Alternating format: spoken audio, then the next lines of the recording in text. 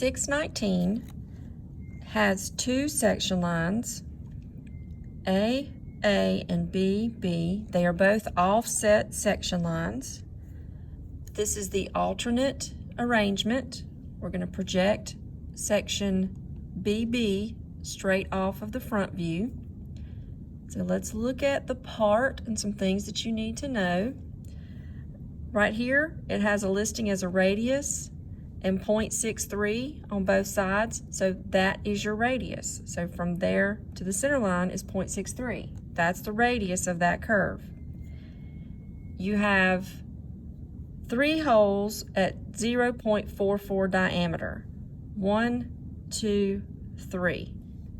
You have 2 holes at 0.25 diameter. 1, 2. Okay? You have a counter bore. You have a counter bore that goes through. You know how to do that.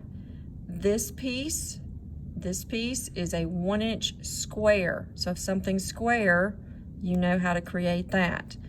Pay attention to where your cutting plane line moves through the part. Remember, when it changes one position, you don't have to measure anything, just eyeball in between the two views.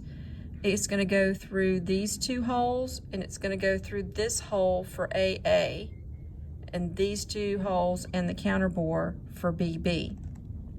So make sure you pay attention to all your measurements.